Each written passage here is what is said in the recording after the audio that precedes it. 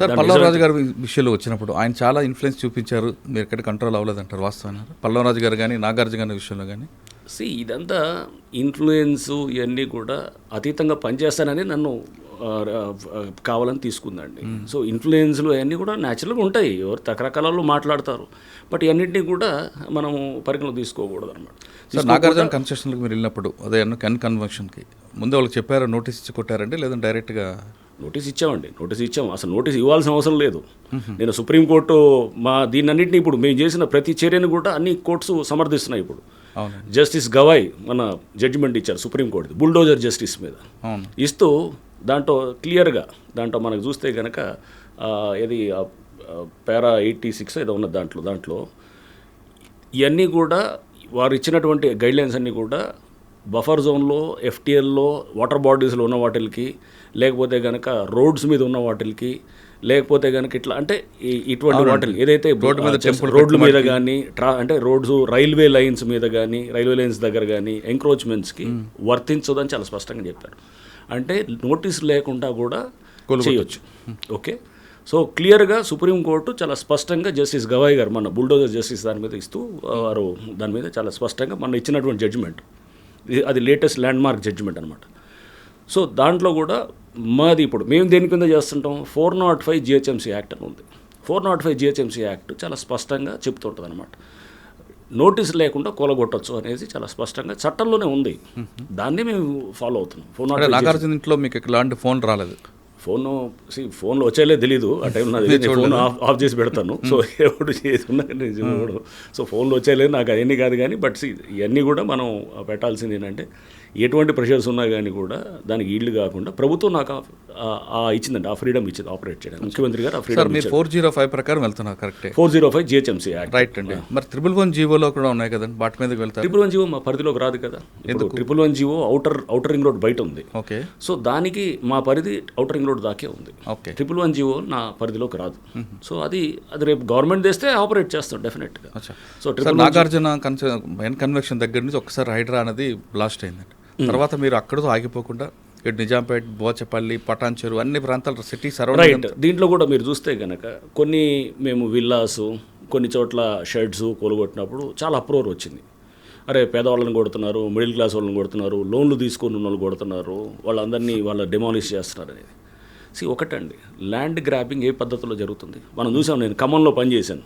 ఖమ్మంలో ఎలా ఉండేది, వెళ్ళి పెద్ద ఎత్తున గుడిసెలు వేస్తారు. గుడిసెలు వేసి అది పేదవాళ్ళ కోసం అని చెబుతారు. దాని వెనకాల ఎవరు అజెండా ఉంటుంది, వాళ్ళు 100 కోట్లకు ఎదిగిన వాళ్ళు మనకు తెలుసు చాలామంది. సో చాలా ప్రాంతాల్లో కూడా ఇట్లా గుడిసెలతోటి లేకపోతే వెళ్ళి కబ్జాలు చేసి 100 కోట్లు 1000 కోట్లకు ఎదిగిన వాళ్ళు చాలామందిని మనం చూసాం. ఇది కూడా ఇట్లాంటివి ఉంటాయి. ఇవన్నీ కూడా ఏం చేస్తారు, కబ్జా చేసేవాడు అతను పెట్టుకోడు, ఇమ్మీడియట్గా చేతులు మార్చి అమ్మేస్తాడు. అమ్మేసి దాన్ని కబ్జా చేసిన తర్వాత దాన్ని ఇప్పుడు మేము అమీన్పూర్లో చేసామండి. అమీన్పూర్లో అక్కడ కంప్లైంట్స్ ఏంటంటే ఇర్రెస్పెక్టివ్ ఆఫ్ పార్టీ, నేను ఊరినే అక్కడ లోకల్గా ఉన్నటువంటి ఎవరు కాంగ్రెసా, బీజేపీయా, లేకపోతే టీఆర్ఎస్ఆ, లేకపోతే ఇంకా ఎక్సా వై అనట్లేదు. అక్కడ ఇర్రెస్పెక్టివ్ ఆఫ్ పార్టీ చాలా కంప్లైంట్స్ పబ్లిక్ నుంచి వస్తున్నాయి మాకు. ఓకే, సో అంటే అక్కడ టైటన్ అప్ చేయడానికే కొంచెం కాన్సన్ట్రేషన్ కూడా అమీన్పూర్లో పెడతాం.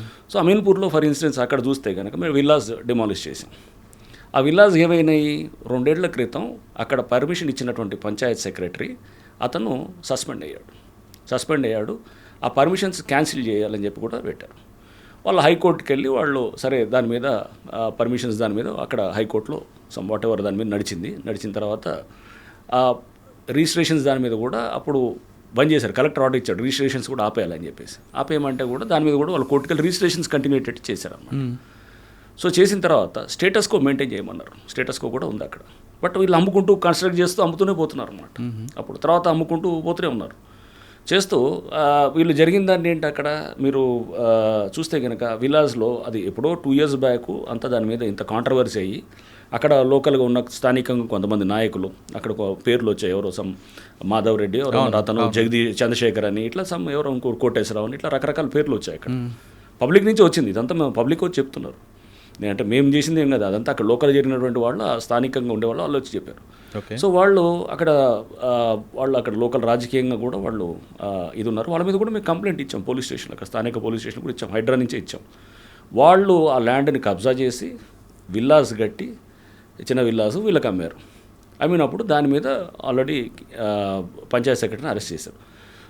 దాని మీద వీడియోలు ఉన్నాయి, అక్కడ స్థానికంగా పెద్ద ఎత్తున దుమారం లేచింది. ఇవన్నీ ఒకళ్ళు కొనేవాళ్ళు ఇప్పుడు సపోజ్ వీళ్ళంతా కొనేస్తారు, చెరువులో ఇట్లానే అమ్మేస్తారు, చెరువులో అమ్మేసి. నేను చెప్పాను ఇంత గుడిసెలు లాజిక్ ఏది ఖమ్మంలో జరిగింది, నేను చూసాను లేదు ఎక్కడైనా కానీ. అంటే గుడిసెలు వస్తే గుడిసెలు వదిలేయాలి, ఇక కబ్జా చేసేసి గుడిసెలు వచ్చాయి కాబట్టి పేదవాళ్ళు పాపం వాళ్ళు వదిలేయకూడదని.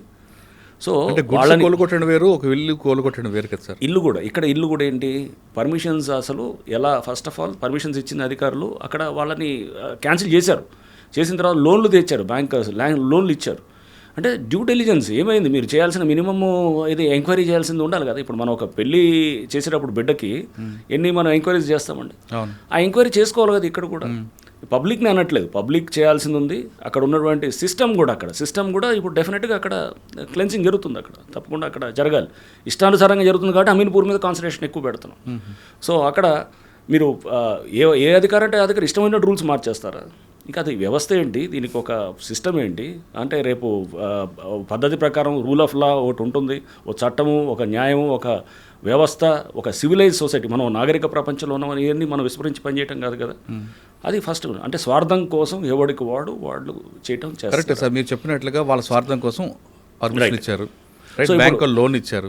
కానీ అమాయకులు కొనుక్కొని బలైపోయారు కదండి. ఇప్పుడు చాలా కోట్లాది రూపాయలు కష్టం, వాళ్ళు ఈఎంఐ కట్టాల్సి వస్తుంది. వాళ్ళు వచ్చినప్పుడు వాళ్ళని అడిగింది, మీరు అక్కడ పంచాయతీ ఆఫీస్కి వెళ్ళారు. వాళ్ళు వెళ్ళి ఎప్పుడు వీళ్ళు రిజిస్టర్ చేసిన తర్వాత వెళ్ళి పంచాయతీ ఆఫీస్కి వెళ్తే అక్కడ తెలిసింది వాళ్ళకి ఇదంతా ప్రాబ్లం ఉందని. అరే ఇట్లా ఉందని చెప్పి వాళ్ళ తర్వాత వేరే వాళ్ళకి చెప్పలేదుగా. అది అట్లా అంటే వాళ్ళు ఆ చిన్న పని ఇప్పుడు పెళ్లి చేసే ముందు వాడు ఎవడో డ్రగ్ అడిక్టో లేకపోతే ఏదో పెళ్లి చేసిన తర్వాత తెలిస్తే ఏం చేస్తారు? ముందే చేసుకోవాలి, మనం ముందే చేసుకోవాలి కదా. నా జీవితం అంతా ఇట్లా నాశనం చేశారని అట్లా అంటావా? నువ్వు ఎందుకు చేయలేదని అంటావు, ఫస్ట్ ఎందుకు చెక్ చేసుకోలేదు అంటే ఇప్పుడు తప్పు వాళ్ళది కూడా 50% డెఫినెట్గా ఉంటుంది, వాళ్ళది ఉంటుంది అక్కడ సిస్టమ్ అంతా కూడా. నేనేది వీళ్ళది పబ్లిక్ది పూర్తిగా పబ్లిక్ ఒక్కళ్ళే అని నేను వాళ్ళ మీద బ్లేమ్ చేయట్లేదు. సిస్టమ్ అంతా అక్కడ సరిగ్గా చేయలేదు సార్. వీళ్ళు చేయలేదు, వీళ్ళు కొనుక్కున్నారు, బ్యాంక్ నుంచి ఈఎంఐ కట్ అవుతుంటుంది, కోలుగొట్టారు మీరు. వీళ్ళ వరకు నష్టపోయింది, కానీ పర్మిషన్ ఇచ్చిన వాళ్ళ మీద కూడా పర్మిషన్స్ క్యాన్సిల్ చేశారు కదా. వాళ్ళని కూడా కేసులు అదే పర్మిషన్స్ ఇచ్చిన అధికారులు గతంలో ఇచ్చిన వాళ్ళది క్యాన్సిల్ చేసి వాళ్ళు సస్పెండ్ చేశారు కదా. సస్పెండ్ చేశారు, కేసు కూడా పెట్టారు కదా వాళ్ళ మీద, క్రిమినల్ కేసు కూడా పెట్టారు. ఓకే, అవన్నీ జరిగినాయి. సేమ్ డిండిగల్లో కూడా అలానే జరిగింది. ఏది మన డిండిగల్ మేము కొలుగొట్టాం కొన్ని విల్లాసు, అక్కడ కూడా ఏది దాని పేరు కత్వా చెరువు అని అంటారు, అక్కడ కూడా సేమ్ థింగ్. అక్కడ ఎవరు పంచాయత్ సెక్రటరీ సస్పెండ్ అయ్యాడు, కేసు పెట్టారు 2 ఏళ్ల క్రితం. ఆ బిల్డర్ ఎవరైతే చేశారో ఆ బిల్డర్ మీద కూడా కేసు పెట్టారు. కేసు పెట్టిన తర్వాత కూడా ఆ ముందు మేము కొలుగొట్టే ఒక నెల రోజుల ముందు కూడా వాళ్ళు కొంటున్నారు అక్కడ కొని. అంటే ఎట్లా ఉంటారు వీళ్ళు, కొనేటప్పుడు తక్కువకి ఇస్తారు. జరిగేది అది. అంటే అంతా మనం అమాయకులని అనుకోవడానికి లేదు. వీళ్ళు 4 రూపాయలు తక్కువకి ఇచ్చాడు, పర్లేదు ఏని మనం మేనేజ్ చేసుకోవచ్చు, ఏముండదులే అనకంటే అది భరోసా అనమాట. సో అంటే ఆడ సపోజ్ ఎవరన్నా ₹1,00,00,000 విల్లా ఉందనుకోండి, 60 లక్షలకో 70 లక్షలకో ఇస్తారు. లేదా 1,50,00,000 ఉందనుకోండి, 1,20,00,000 అంటాడు అనమాట. 34 లక్షలు తక్కువ ఇచ్చేస్తారు. సో ప్రాబ్లం తెలిసినా కానీ కొంటారు. ఎందుకు కొంటారంటే పర్వాలేదు మేనేజ్ చేసుకోవచ్చు, ఏముందిలే మందాక ఎందుకు వస్తుంది అనేటటువంటి ఒక భరోసా అనమాట. ఓకే, సో ఇది నేనండి. అంటే మీరు చూస్తే మీరు అంటే ఈ కొట్టిన వాటికి అన్నిటికీ మీరు ఎట్లా మీరు తప్పు కదా అని అంటే అది 100% తప్పు కానే కాదు. ఎందుకంటే కనుక వాళ్ళకి అక్కడ తెలిసినా తెలియకపోతే ignorance of law is no excuse. చాలా చట్టం, ignorance of law is no excuse. So దీంట్లో మనం ఈ టైప్ ఆఫ్ కఠినంగా లేకపోతే కనుక ఇంత పెద్ద ఎత్తున జరుగుతున్న విధ్వంసాన్ని ఆపలేము. హైదరాబాద్లో ఇప్పుడు ఎవరిని అడిగినా FTL బఫర్ అనేది తెలుసుకున్నాం.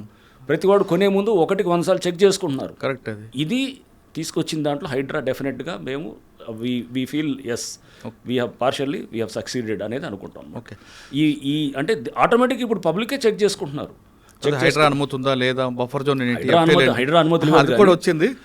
బఫర్ జోన్ మనం చూస్తే జస్టిస్ భాస్కర్ రెడ్డి గారి జడ్జిమెంట్ ఉంది, చాలా అద్భుతమైన జడ్జిమెంట్ ఇచ్చారు మన వారు హైకోర్టు జడ్జిమెంటు.